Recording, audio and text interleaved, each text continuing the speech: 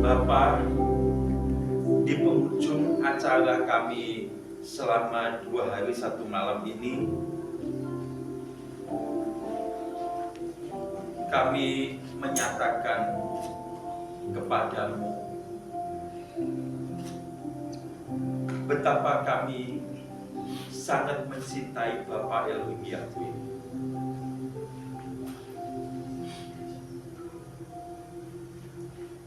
Tetapi kami tulus minta ampun karena kami belum bisa benar-benar mencintai Bapak Elohim Yahweh secara utuh dan patut. Kalau mau jujur, cinta kami tidak stabil. Kami masih seringkali melirik hal-hal yang lain, melirik orang-orang lain, melirik apapun dan siapapun di luar Bapa Elohim Yahweh, di luar Tuhan Yesus Kristus. Kalau mau jujur,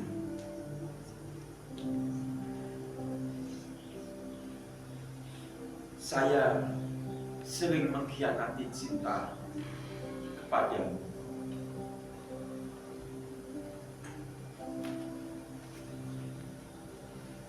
Kalau mau jujur berkata, saya sebagai anak sekolah minggu, saya sebagai remaja, saya sebagai pemuda, saya sebagai kaum wanita, kaum pria yang ada di tempat ini saat ini, kami ini adalah orang-orang yang kurang setia, bahkan tidak setia kepadamu.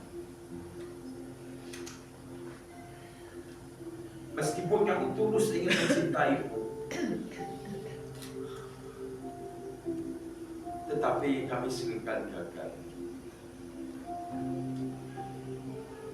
Tapi siang ini kami menyatakan kata-kata melalui nyanyian kami bukan bermaksud melecehkan engkau, tapi justru kami mau membawa hidup kami kepada satu tekad yang diperbarui di dalam Roh Kudus. Siapapun kami yang ada di tempat ini saat ini, apakah kami yang sudah terdaftar secara resmi sebagai jemaat di GSKI LB3 Malang, ataupun mungkin kami belum terdaftar, kami hanya ikut-ikut saja karena ada anggota keluarga yang memang beribadah di gereja ini, di GSKI LB3 Malang, atau mungkin kami masa ada yang kenal di gereja ini, baik itu kenal dengan gembala, kenal dengan sesama pelayan, kenal dengan semua sesama jemaat, lalu kami ikut di sini. Kami bersatu hati, bersama-sama mau memperbarui janji kami, tekad kami. Tetapi kami mohon, tolonglah oleh Roh-Mu yang kudus. Terima kasih Bapa di dalam surga, sampaikan pesan-Mu dalam sesi penutupan ibadah closing pada siang hari ini.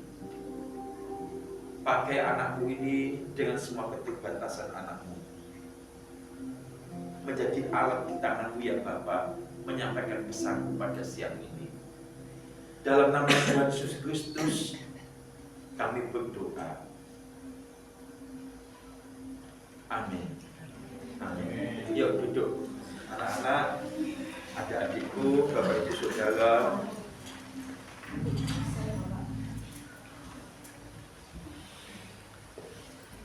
Ketika si anak bungsu sudah pulang, dan si anak bungsu itu sudah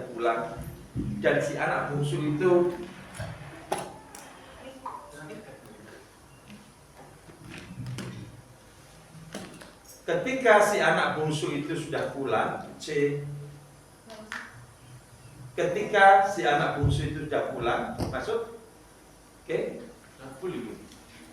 C1 nyala enggak ya? Atau bagian? Jauh. Kalau itu nyala enggak? Enggak nyala. Minta baterai. Bukakan baterai.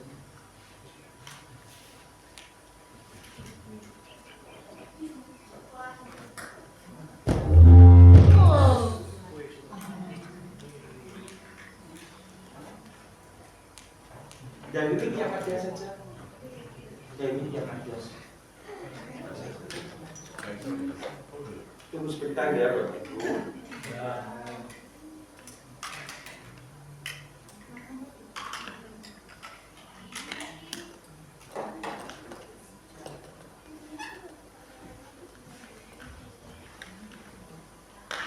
Oke. Cek lah. Coba tambahkan ya. Bukan bermaksud manja dengan fasilitas, tapi saya mau memberikan yang terbaik dengan saya tidak pegang mic, saya lebih leluasa. Tangan satu pegang iPad, ya. Bapak Dio pernah punya pengalaman dengan saya ketika mau pelayanan ke Bali. Tapi sebelum berangkat ke Bali, kami harus ada pembinaan pejabat GSKI di Surabaya. Pejabat GSKI berapa hari di Surabaya? 3 hari 2 malam ya. Mic saya ketinggalan, padahal mau saya pakai ban di Bali. Malam selesai acara pembinaan jam 9 malam terus setengah 10, Pak Dio tak sajak pulang ke Malang untuk ngambil mic. Balik lagi ke Surabaya untuk saya bawa ke Bali. Bukan sebegitu pentingnya alat ini, tetapi memang alat ini menolong saya ya untuk lebih leluasa menyampaikan sesuatu. Oke. Ketika anak bungsu itu sudah kembali, dia yang tadinya mengaku dia bersalah, dia sadar dia bersalah, lalu dia betul-betul pulang dan betul-betul menyatakan penyesalannya, betul-betul minta ampun pada orang tuanya. Yang tadinya dia berpikir tidak perlu jadi anak lagi, cukuplah jadi suruhan dari orang tuanya, tapi orang tuanya tetap memperlakukan, menerima dia sebagai anak. Dan kemudian tidak ada kisah atau catatan kelanjutan bahwa anak bungsu itu kembali berperilaku yang salah atau yang meleset. Ini yang pertama yang Tuhan mau sampaikan. Di dalam acara yang hanya 2 hari 1 malam ini, sudah saya katakan sebetulnya sangat jauh dari ideal untuk membentuk Bapak Ibu Saudara, adik-adikku pemuda, anak-anakku remaja sekolah minggu itu kecil kemungkinannya. Sedangkan sekolah teologi yang 4 tahun, 5 tahun saja belum tentu bisa betul-betul membentuk. Belum tentu. Bahkan tidak sedikit produk dari sekolah teologi yang tadinya berangkat ke STT atau ke sekolah teologi itu dengan lurus hati, dengan rendah hati, dengan benar, terkadang malah karena terkontaminasi lingkungan malah meleset, pulang jadi pribadi yang lain yang tidak seperti dulu. Itu juga banyak, apalagi hanya 2 hari 1 malam. Tapi oke lah, kurikulum buat kita bukan 5 tahun. Kalau misalnya boleh 5 tahun, siapapun mau Bapak Ibu Saudara, ya. Bangun tidur kita kumpul dengan saudara seiman, makanan sudah siap, kita makan. Lalu nanti ada, kalau perlu ada sekolah di dalam retreat itu yang memang apa Bu namanya, resmi apa, terakreditasi ya, terakreditasi oleh Diknas. Lalu pulang dari belajar, makanan sudah tersedia, bisa istirahat. Lalu bangun sudah ada snack, malamnya makan lagi. Yang tidak sekolah, bangun tidur, bantuin kupas-kupas timun, potong-potong, masak-masak lalu makan. Dan semua tersedia. Lalu belajar firman Tuhan, saya pikir tidak ada orang tidak mau. Tidak terlalu banyak persoalan. Tidak ketemu dengan orang-orang yang bisa mendistrak iman kita. Tetapi kurikulum kita bukan begitu. Kurikulum kita hanya 2 malam. Bukan tambah Pak, ini tenang Pak.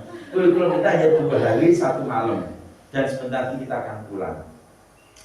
Tetapi adik-adikku, anak-anakku, saudara-saudaraku, Bapak Ibu Saudara semua, apa yang kita dapatkan 2 hari 1 malam ini, di mana kita sudah melihat bagaimana Allah Bapa itu menunggu kita. Mengapa kita ditunggu? Karena ternyata kita ini belum betul-betul pulang sepenuhnya pada Bapa. Seperti tadi dalam doa saya, kita ini masih seringkali meleset-meleset. Ya, belum betul-betul sepenuhnya mencintai Bapa dengan patut. Kalau mencintai pun masih ada unsur-unsur oportunis, Kristen oportunis. Kristen oportunis itu Kristen, dia mau jadi Kristen, dia mau menjadi pengikutnya Yesus karena memang dia mendapatkan manfaat ketika jadi Kristen. Ada berkat yang diterima, ada kesembuhan, ada pertolongan, ada apa, muter di situ. Tetapi selama 21 tahun ini kita sudah betul-betul dicecai dengan firman Tuhan bahwa kita jangan jadi Kristen oportunis. Kita harus betul-betul jadi Kristen yang mengerti dunia bukan rumah kita. Semua keindahan dunia itu tipuan, betul-betul tipuan. Lalu kita menyadari rumah Bapa itu yang terbaik, bersama Bapa itu yang terindah. Lalu kita pulang. Kita pulang artinya kita bertobat, kita memperbaiki komitmen kita mau jadi Kristen, mau jadi pengikut Yesus Kristus yang sungguh-sungguh, yang mengakui semua kesalahan kita. Dan jangan sampai ada catatan ulang atas kesalahan yang pernah kita buat dan yang kita sudah akui salah. Kalau jujur Bapak Ibu Saudara, kalau jujur, kenapa banyak yang kursi kosong ya?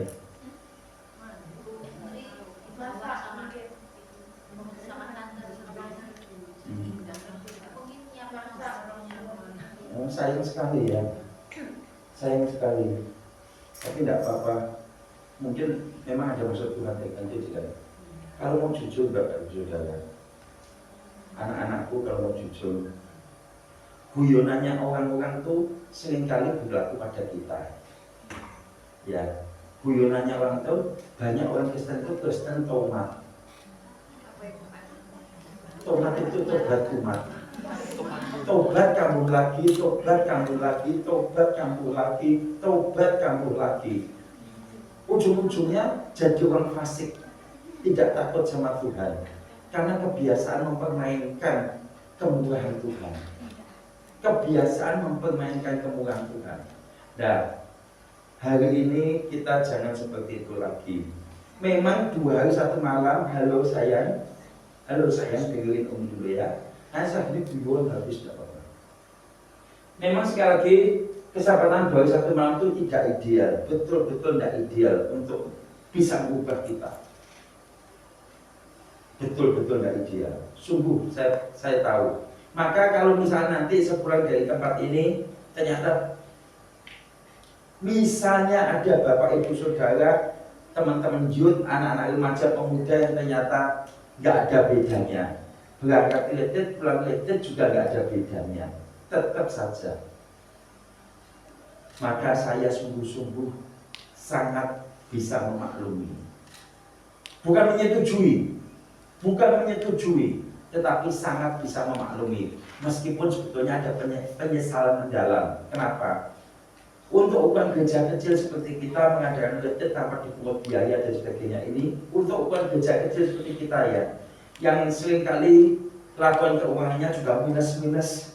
Tahun lalu saja 9 bulan minus, hanya 3 bulan yang surplus tanpa dipungut biaya pendaftaran apa-apa. Ini kalau gereja kecil itu sudah termasuk proyek yang memang berusaha untuk dicukupi untuk diadakan.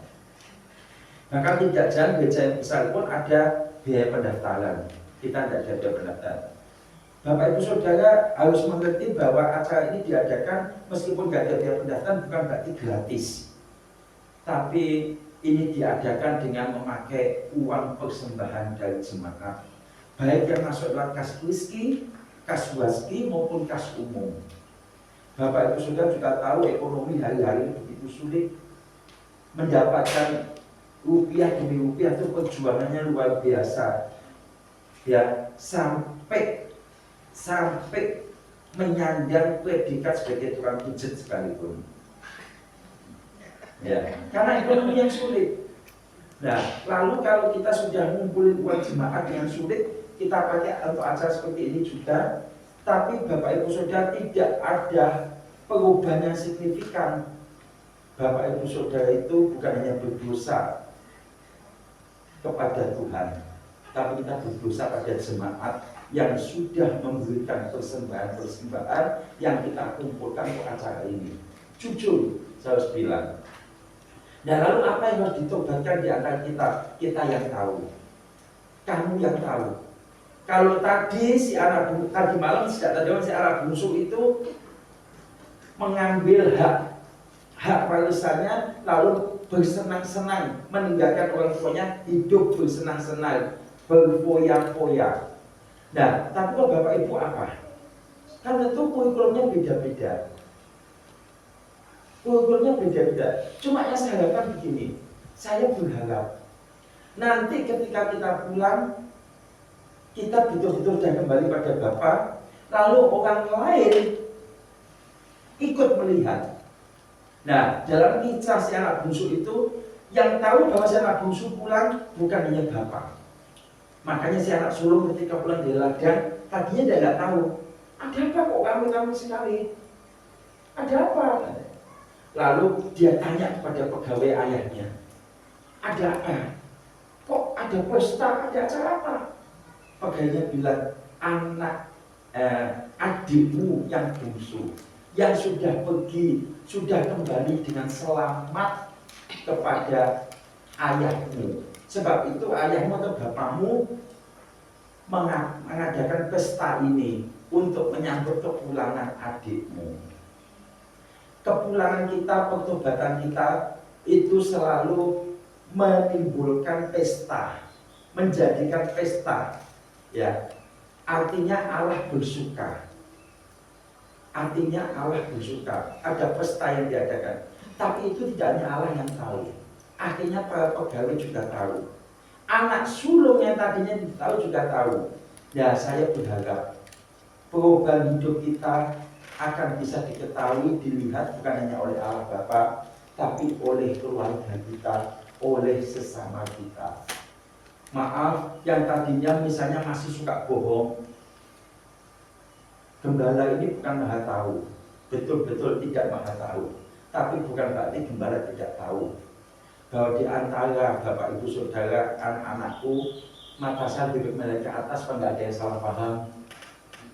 Bukan berarti saya tidak tahu bahwa masih ada yang betul-betul suka bohong, suka berbohong.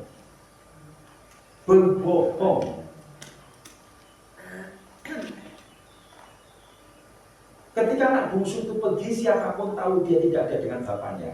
Pegawainya tahu, saudaranya tahu, siapapun tahu. Tapi ketika anak bungsu itu pulang, juga pegawainya tahu, saudaranya juga akhirnya tahu. Saya beritahu ya, kalau kita hidup di luar Tuhan, itu sebetulnya apakah karena kita masih suka berbohong, masih suka malas-malas dengan tanggung jawab kita, masih suka bawel lawan orang tua.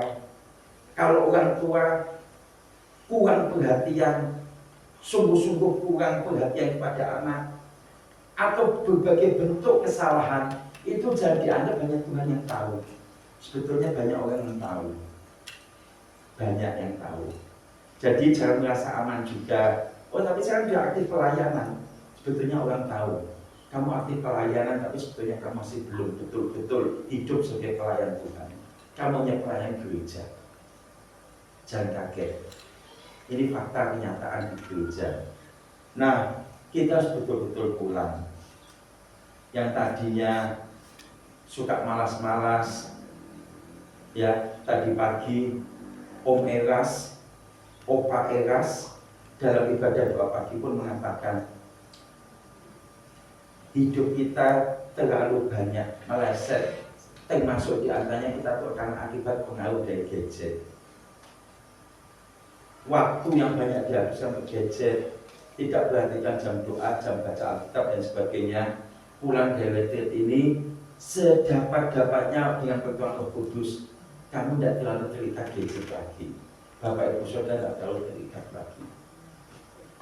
Saya juga kadang heran, orang sudah tua saja suka nge-game minta ampun. Padahal masih banyak waktu bisa dipakai untuk yang lain. Bahkan bisa nge-game dengan gadget, malam minggu pun bisa sampai tengah malam, kecuali pekerjaannya memang itu. kecuali memang pekerjaannya itu. Tapi ada pekerjaannya bukan itu. C1. Baterai saya habis lagi. Bukakan baterai lagi.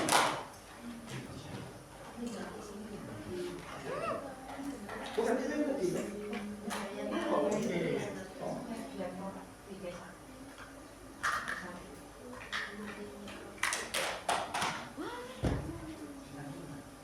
Tidak apa-apa baterai habis. Yang penting spirit kita dalam Tuhan ya habis. Saya lanjut ya. Bahkan sampai malam minggu bisa habiskan waktu sampai larut malam. Ujung-ujungnya minggu pagi bangunnya telat. Yang tadi sebelum retret suka bangun telat. Saya menghadap ke sini aja deh, takut juga saya ngomong.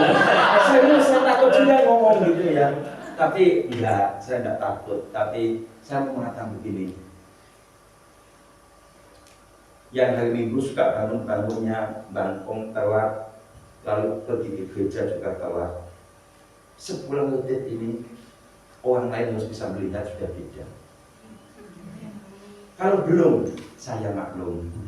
Hanya 21 malam. Hanya 21 malam. Betul. Ibu Fajar katakan daging. Tapi nanti kita akan lihat di closing ini. Di closing ini kita akan lihat bahwa mestinya yang sudah ada berat-berat dalam Kristus, dia itu sudah harus mati. Dagingnya mati. Kalau tidak, jangan kaget ya. Maka firman Allah berkata, daging tidak mendapat bagian dalam kerajaan Allah. Serius, hal-hal kecil.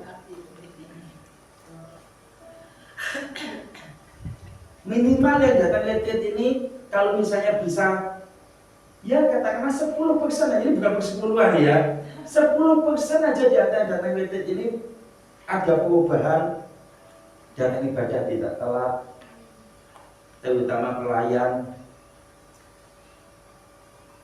itu akan sangat mempermuliakan Tuhan. Kadang saya cemburu Bapak Ibu Saudara. Kenapa mengantarkan anak sekolah tidak pernah telat? Habis lagi nih. Ada bekas itu Pak. Ada bekas. Bekas buang itu.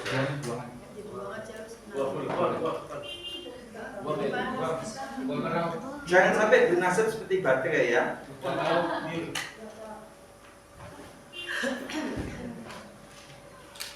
Oke, masuk lagi.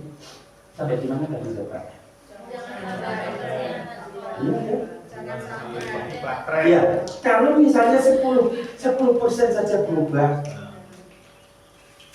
itu baterai baru kalau ini.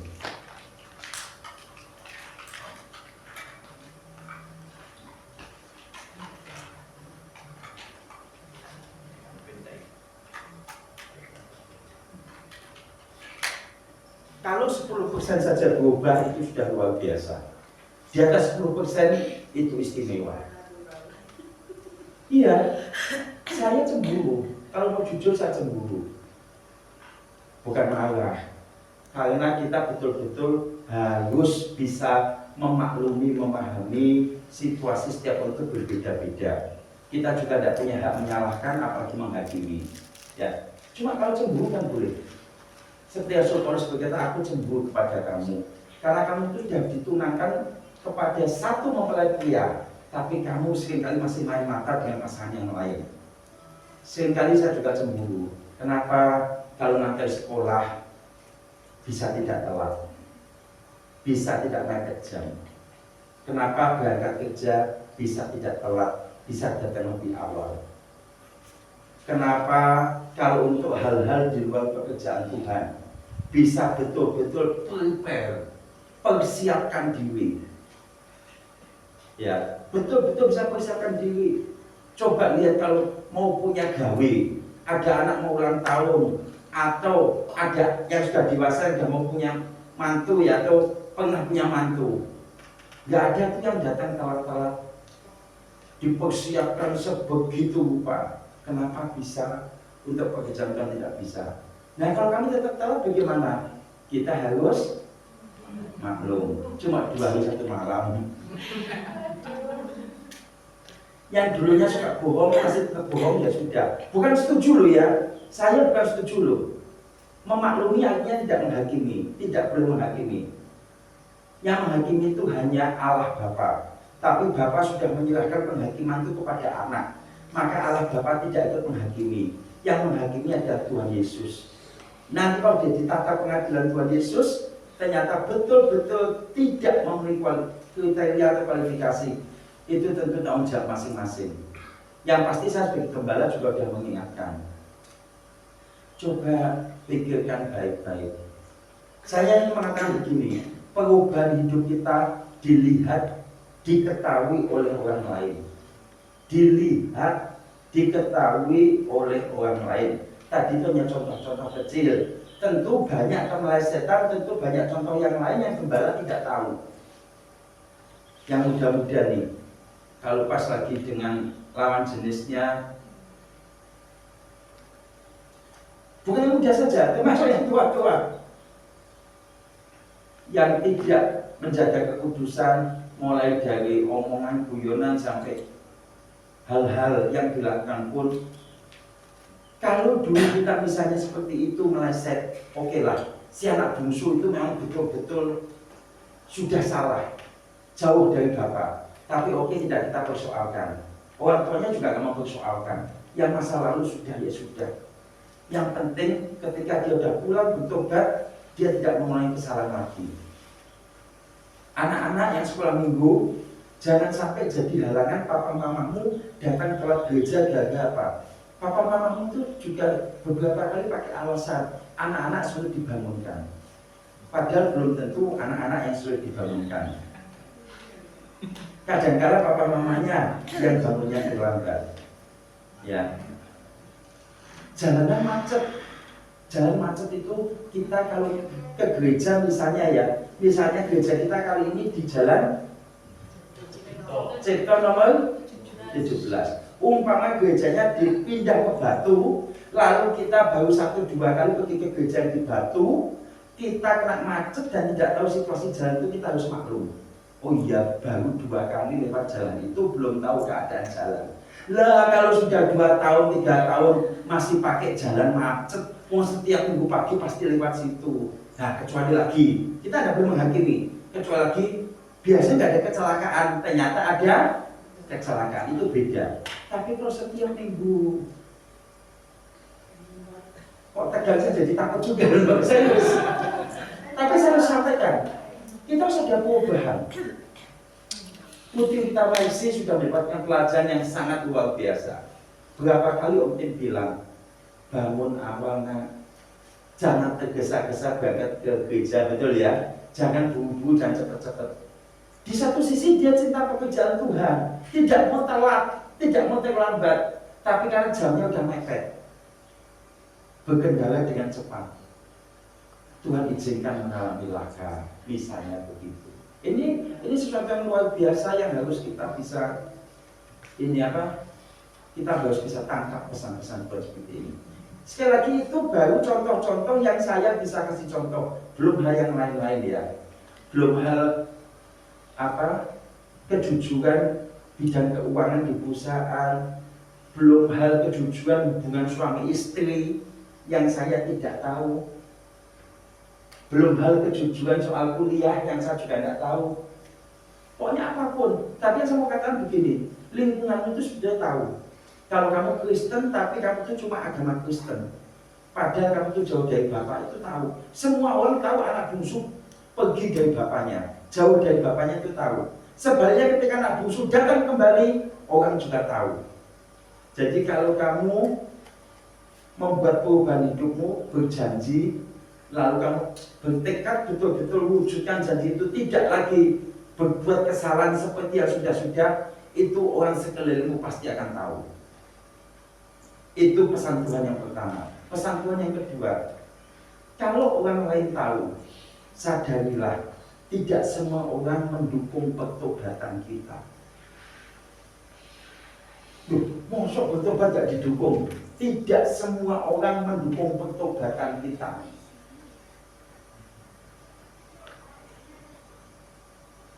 Ada satu bapak, saya sebut namanya ya. Sampai ketika saya ngomong itu bilang gini, yo Pak, saya pernah dengar Pak, saya pernah dengar. Ini di masa sebelum pandemi, jadi masa pelayanan kepengurusan yang lama ini.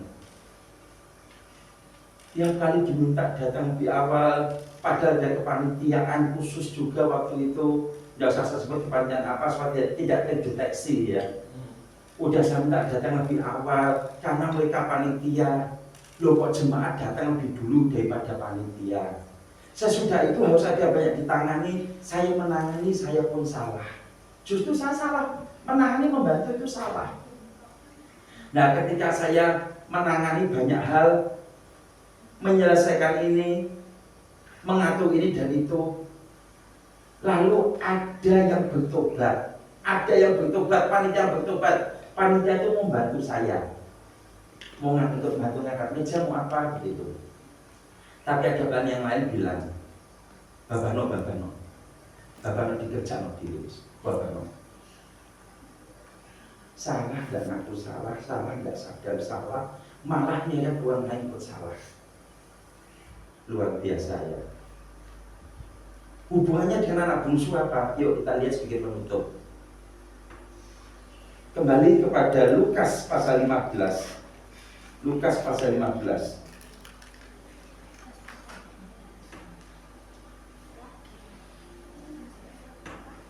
Ayat yang ke-25 mulai. Ayat 25 mulai.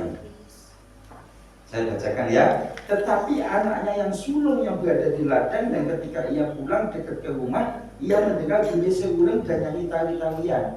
Lalu ia memanggil salah seorang hamba dan bertanya kepadanya, apa arti semuanya itu? Itu yang Om Tim tadi katakan ya, yang saya katakan.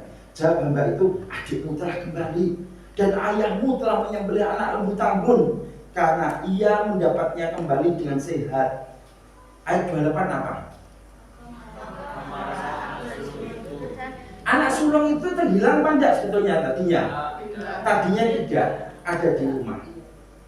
Tapi ternyata sebetulnya dia terhilang. Cuma bedanya kalau yang bungsu hilang di luar rumah, yang sulung hilang di dalam rumah.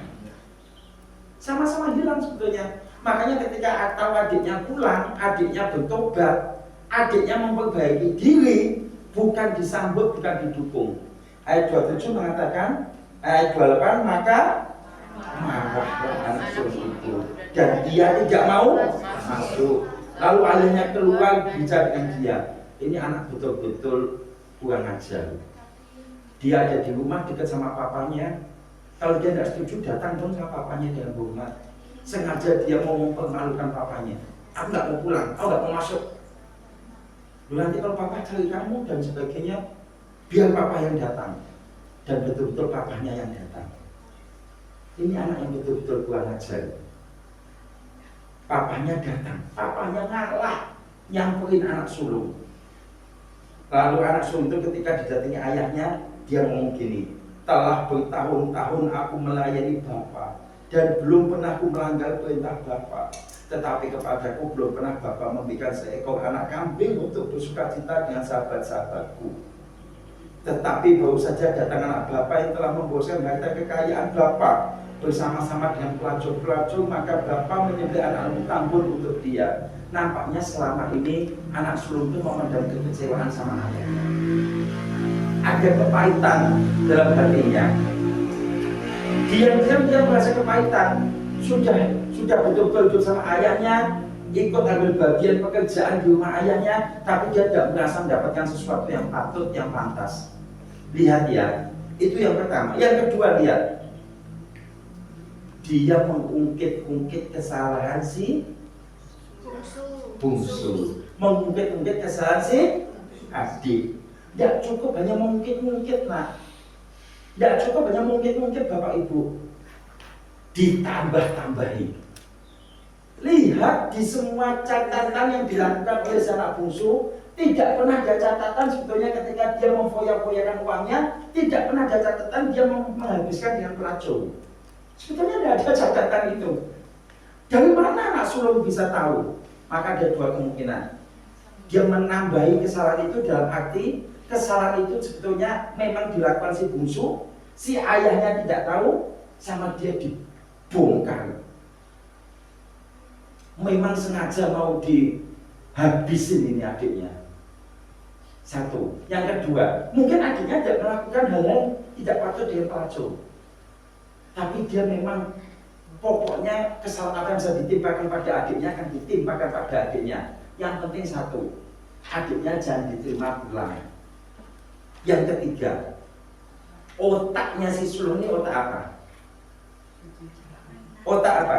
Otak akan segala kejahatan. Apa? Akan segala kejahatan apa yuk? Cinta uang. Cinta uang itu apa sih kejahatan? Otaknya si sulung ini betul-betul otak damjien. Kawan cinta itu otak damjien. Serahkan duit, cinta uang. Lu kok bisa sampai ke situ sih Pak? Kok sampai ke situ sih Om? Iya, jangan lupa. Anak bungsu itu waktu pergi dia udah minta bagiannya. Mana bagianku, Papa? Ayah mana bagianku udah diminta. Kalau anak bungsu itu sudah pulang dia masih punya bagian apa enggak? Enggak punya. Yang di rumah itu tinggal bagiannya siapa? Sulung. Kalau si bungsu pulang diterima, ada kemungkinan hartanya bagiannya dia berkatut. Ini otak betul-betul otak dagang, otak jien dan jien, cinta uang serakah tamak, itu otaknya si sulung.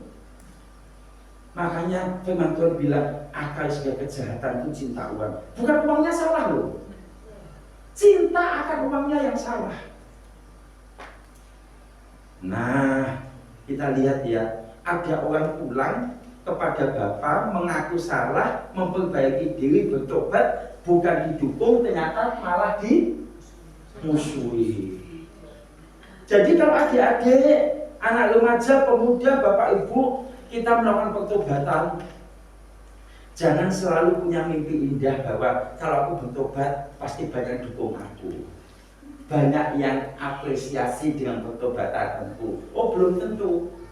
Kalau kamu nggak bertobat, mungkin orang lain ya sudah diam aja. Begitu kamu bertobat, alah si A kok bertobat, aku tuh lo tahu si A itu siapa. Aku lo tahu dia tuh setiap malam gini. Aku lo tahu apa yang jadi tontonan gadgetnya dia. Aku lo tahu tingkah lakunya dia di kampus. Aku lo tahu dia kalau malam kayak apa. Aku lo tahu. Mungkin ada memang betul-betul tahu, ada yang memang tidak tahu tapi ditambah-tambahkan. Pokoknya yang penting dihambat untuk tidak bertobat.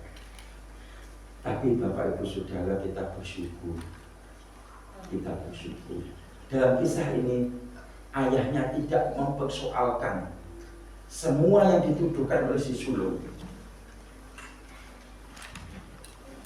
Ayahnya betul-betul bersedia menerima si bungsu dengan sepenuh hati, tidak mempersoalkan kesalahan masa lalu. Dan bersyukur lagi, si bungsu tidak reaktif. Si bungsu bukan bilang begini, apa? Memang kamu tidak suka ya aku pulang? Oh, enggak. Si bungsu memilih diam. Kalau kita bertobat, kita berubah jadi benar. Tadinya datang ibadah telat-telat, sekarang nggak telat. Jangan dianggap semuanya bertepuk tangan berucap syukur. Mungkin ada yang sinis berkata, gak telat saya gesan, gak telat. Biasanya telat, saya gaya-gaya gak telat. Alah, paling tahan 1 minggu 2 minggu. 3 minggu lah umat aneh. Ucapan-ucapan yang melemahkan. Belum lagi yang lain-lain. Kembali kepada anak-anak tadi, ya, Gue sekolah minggu itu saya ngomong gini loh, jangan kaget ya. Ini mau undang ada tante, tapi tidak ngerasani yang jelek. Tante itu saya bilang begini, saking cintanya sama anak-anak. Ibadah sekolah minggu itu saya jawabannya jam berapa? Jam 8. Pernahkah dimulai jam 8 Mbak? Biasanya jam lebih. Itu sebenarnya karena cintanya tante, cintanya guru sekolah minggu pada kalian sangat memaklumi kalian. Tapi kalau diterus-teruskan, itu akan merusak anak-anak sendiri.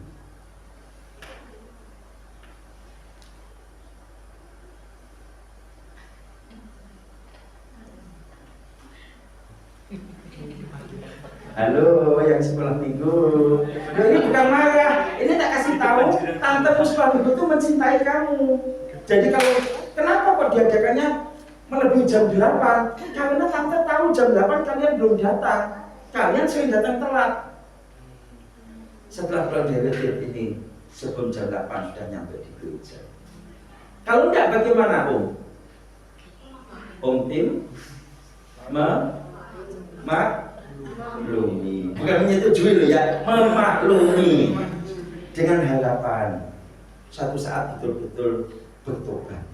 Sekolah aja nggak bisa nggak telat. Mana dia suka jam 7 karena nunggu duit baru dimulai setengah 8. Nggak sampai sayang. Jam berapa sayang? Biasanya Jam jam 8.15. 8.15. Kalau jadwalnya jam 8 dimulai jam 8.15, telat apa enggak sayang? Telat. Oke, pintar kamu Daniel. Jangan kan jam 8.15. Ibadah jadwal jam 8 dimulai jam 8 lebih 2 saja itu telat apa enggak? Telat. Sekolah aja kalau telat boleh masuk enggak?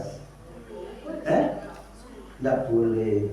Mesti ada sanksi, dikasih hukuman ini apa segala. Nah kamu di sekolah minggu ini disayangi sama guru sekolah minggumu, dimaklumi, dicintai, dibela, tapi jangan terus-terusan begitu.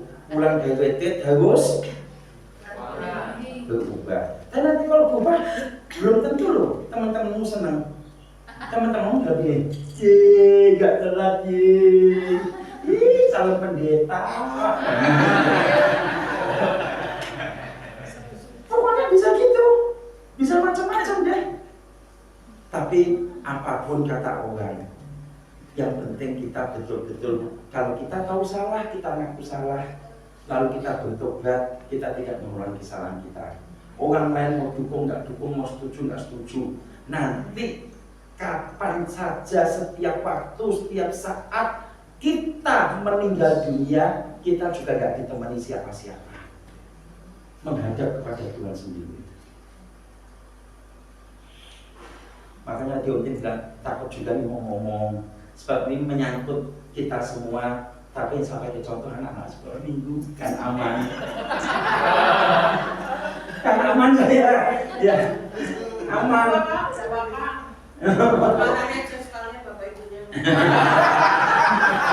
Bapak ibunya udah langsung tahu kok. Oke, acara kita selesai. Saya berharap, sungguh-sungguh saya berdoa acara 21 malam ini membawa perubahan buat kita. Yang tadinya suka bohong, berhenti bohong. Yang terikat gadget, jangan terikat gadget lagi. Yang tidak hormat, tidak patuh sama orang tua, jangan tidak hormat sama orang tua. Orang tua kurang perhatian pada anak, jangan tidak kurang perhatian. Yang kurang setia dengan pasangan, jangan tidak setia, dan seterusnya yang lain. Pokoknya kita mau betul-betul sebelum tiba waktunya dipanggil pulang Tuhan, kita sudah betul-betul menyelesaikan diri kita. Ya. Satu hal lagi mau saya ingat, bukan ingat yang mau ingat, tapi Tuhan ingatkan. Kalau masih ada yang sebelum retreat ada kepahitan, kemarahan, sakit hati, sesudah retreat lepaskan pengampunan. Setuju? Setuju ya. Itu tidak saya panjangkan, kalau saya panjangkan satu sesi lagi itu soal pengampunan. Oke, ada satu lagu yang sudah saya siapkan untuk kita nyanyikan. Lagu itu Tuhan berikan untuk saya tulis, dan hari ini mau saya ajak kita menyanyi lagu itu sebagai janji kita pada Tuhan. Sebagai janji kita kepada Tuhan. Hari ini dan selamanya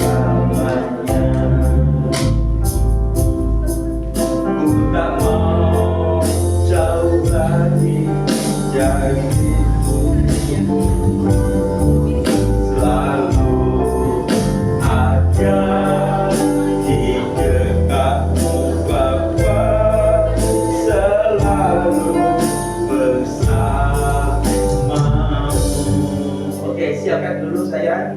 Itu judulnya lagunya Hari Ini dan Selamanya. Karena dimulai dari fokus jadi gak terlacak ya. hari ini dan selamanya.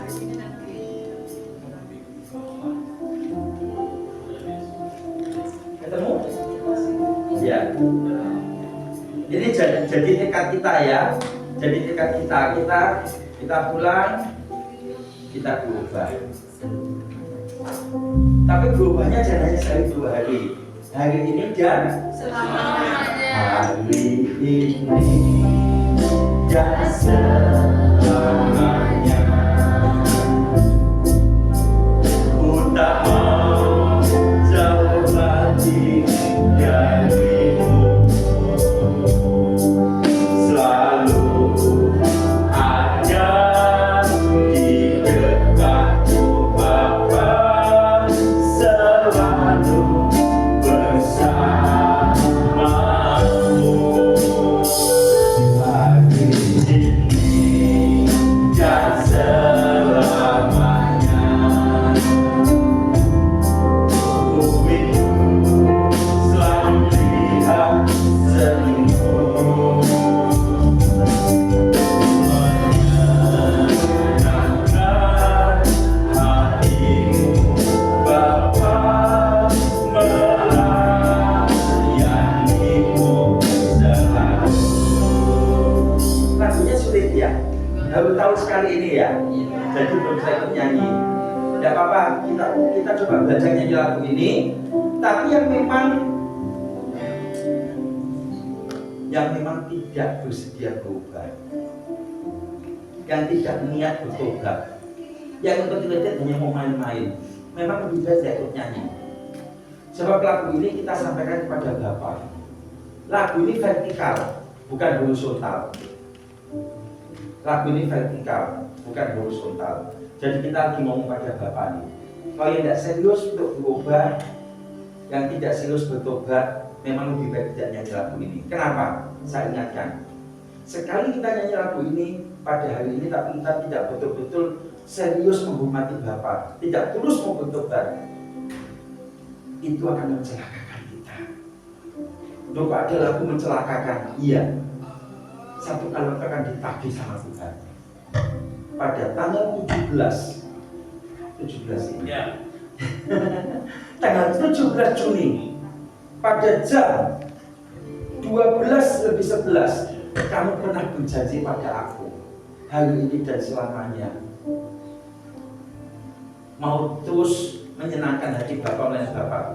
Tapi ternyata kamu cuma cangkem tok, kamu cuma nyanyi tok, kamu menghina aku. Maka kalau nggak serius bertobat, tidak serius membenahi diri, memperbaiki diri, memang lebih baik tidak menyanyi. Bagaimana Om kalau nggak ada ikut nyanyi? Saya nyanyi sendiri.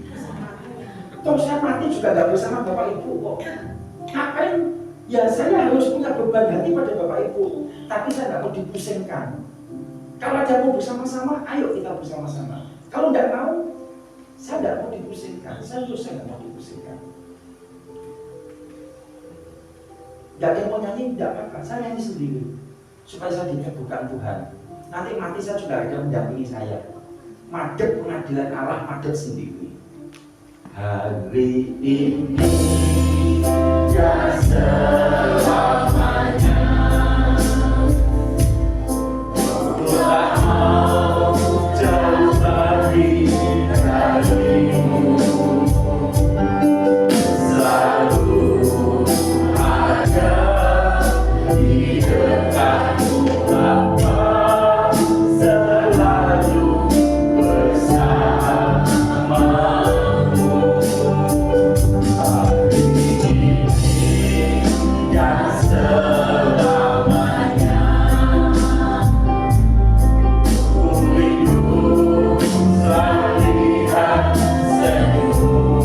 Senyumnya Bapak ya. Menyenangkan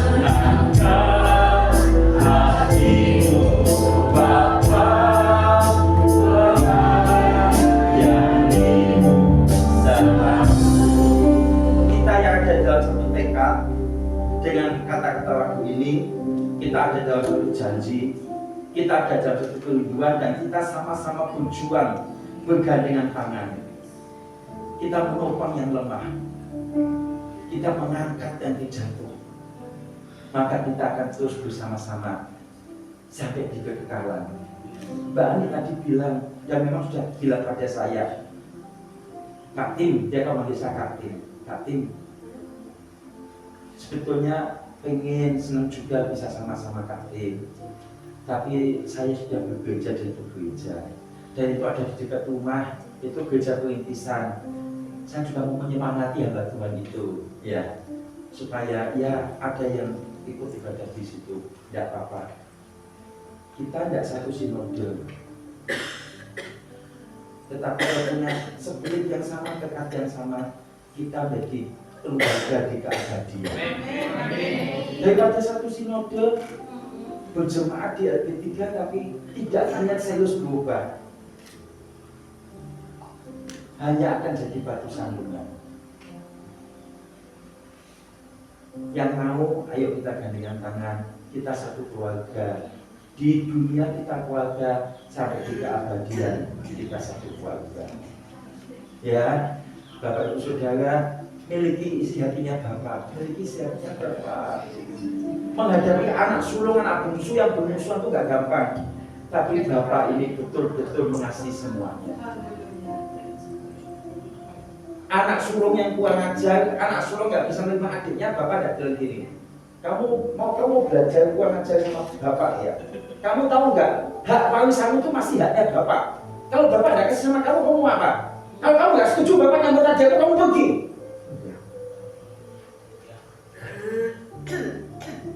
Bapak ini tahu, yang sulung ini yang kurang ajar, yang belum bertobat ini anaknya, yang bungsu juga anaknya. Bapak itu punya pengharapan, tetap utuh satu keluarga. Di dunia kita satu keluarga, sampai di keabadian kita satu keluarga. Hari ini, ayo kita berdiri bersama-sama. Oh haleluya, ku tak mau jauh lagi darimu.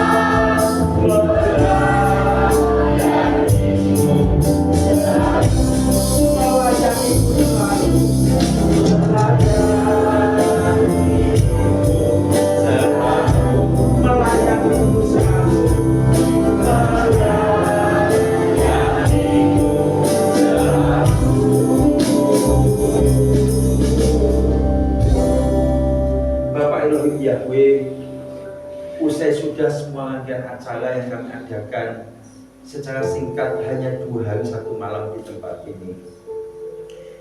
Sekali lagi kami semua peserta dan hamba-Mu pribadi memberkati Bapak Billy sebagai Ketua Priski dan Ibu Endi sebagai Ketua Waski yang telah mengkoordinir acara ini sebagai program bersama Priski dan Waski, yang akhirnya membuka pintu, membuka kesempatan bagi jemaat yang lain juga untuk ikut, tidak hanya Waski Priski. Bahkan ada beberapa peserta yang bukan dari satu sinode dengan kami, tapi kami sadar berkat kebenaran firman-Mu, berkat keindahan persekutuan di dalam Tuhan, bukan hanya monopoli kami, tetapi mereka yang Tuhan pertemukan dengan kami dan yang rindu ikut acara ini juga sudah dibukakan pintu oleh Ketua Kristi dan Ketua Waski. Ini adalah anugerah yang luar biasa bagi kami. Untuk itu tidak serupiah pun jemaat dipungut bayaran, tidak ada dikelilingkan proposal, tidak ada yang namanya permintaan sumbangan atau apapun. Meskipun hampir semua jemaat untuk ambil bagian memberikan persembahan mendukung acara ini. Karenanya Bapak, jangan sampai kalian menyia-nyiakan kasih karunia Bapak ini.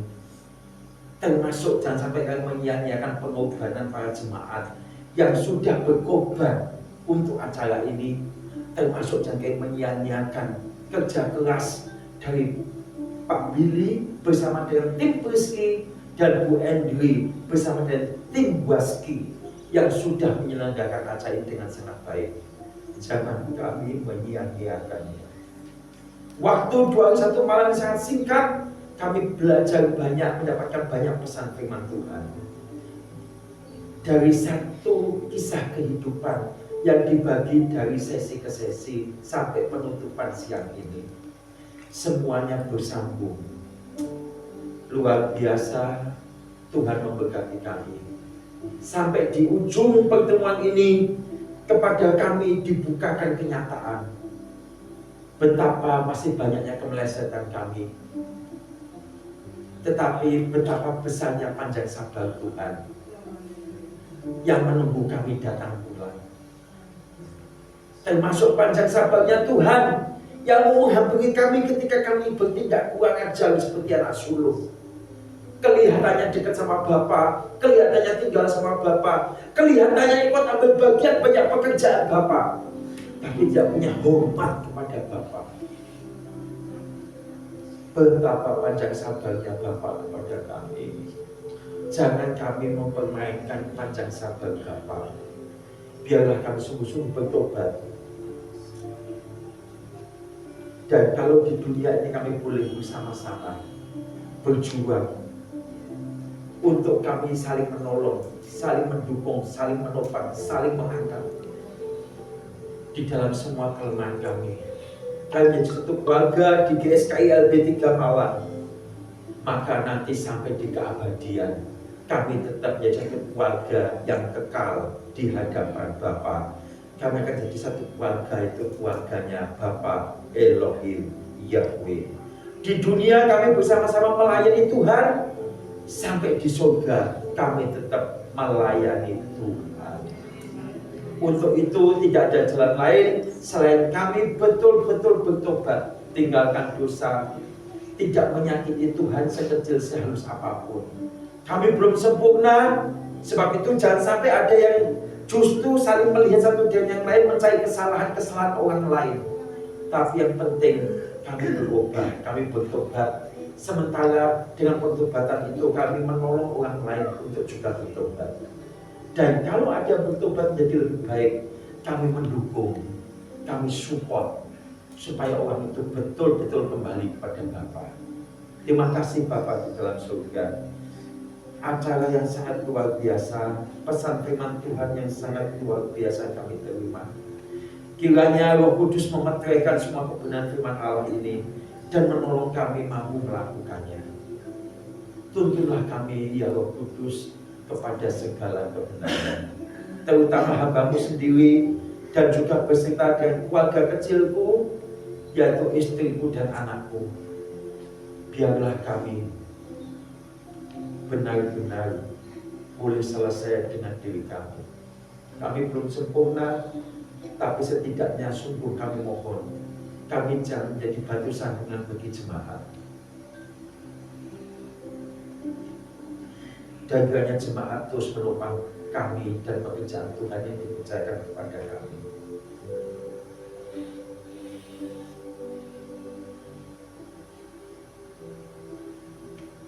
Jemaat juga bersedia mengampuni, memaafkan segala kekurangan dan kesalahan kami.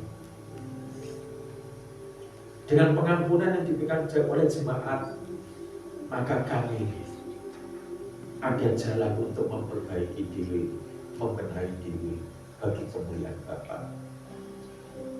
Pekerjaan Tuhan di GSKI LB3 Malang, kami tahu ke dalam Tuhan kemurahan Bapa. Sesungguhnya Engkaulah gembala aku kami. Sesungguhnya Engkaulah gembala kami.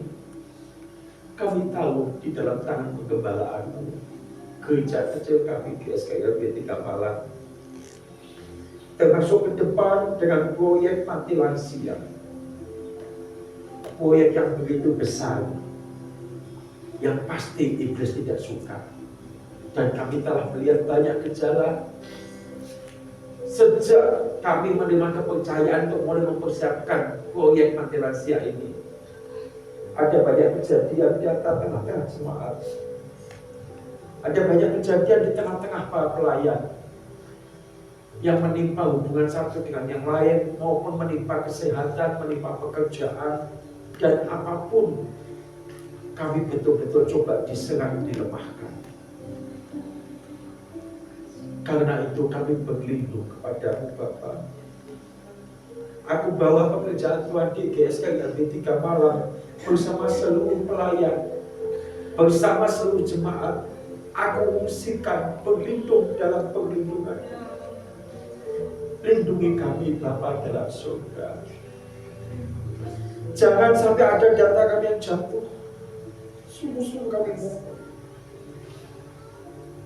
Biarlah kami mengalami kemenangan di dalam Engkau, dan nama Bapa dimuliakan.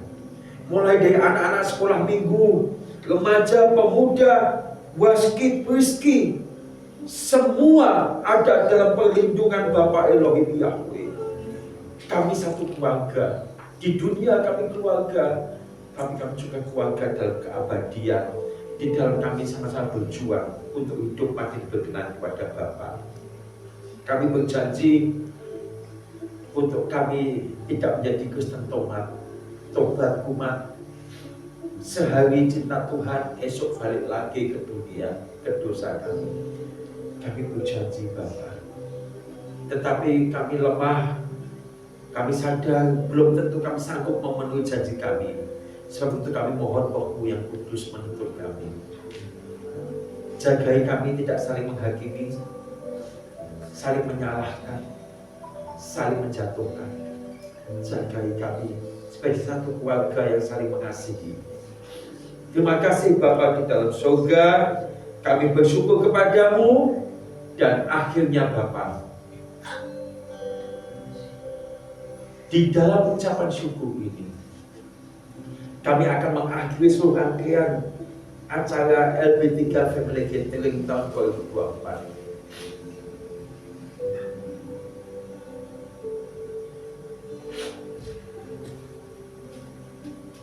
Kami akhiri dan kami tutup acara ini secara resmi di dalam nama Allah Bapa, di dalam nama Tuhan Yesus Kristus, dalam persekutuan dan Roh Kudus.